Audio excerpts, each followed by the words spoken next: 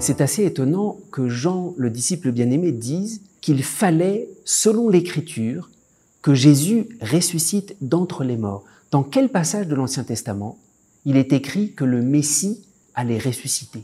C'est écrit nulle part.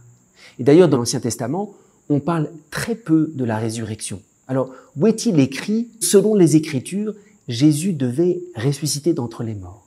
Alors, d'une certaine manière, c'est beaucoup plus profond que cela. D'une certaine manière, c'est toute l'Écriture qui parle de la résurrection. En quel sens? Lorsque des Sadducéens étaient venus voir Jésus pour l'interroger en inventant cette histoire d'une femme qui avait 7 maris, et eux ne croyaient pas à la résurrection, lors de la résurrection, de qui sera-t-elle l'épouse? Jésus leur répond et puis il ajoute: quant au fait que les morts ressuscitent, cela est dit clairement lors du passage du buisson ardent, où Dieu a dit à Moïse: je suis le Dieu d'Abraham, le Dieu d'Isaac, le Dieu de Jacob. Il n'est pas le Dieu des morts, mais des vivants. Jésus lui-même, quand il relit l'Ancien Testament, il voit la résurrection partout.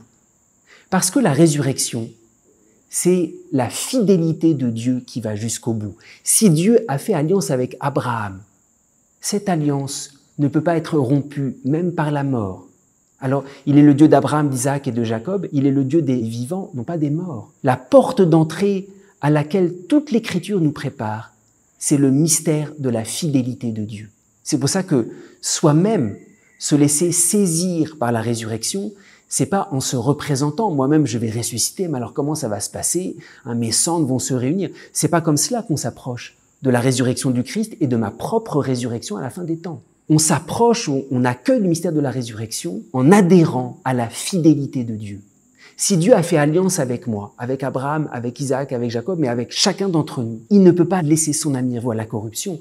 Vivre de la résurrection, c'est se laisser bouleverser par la certitude de la fidélité de Dieu, qui jamais ne peut laisser son ami.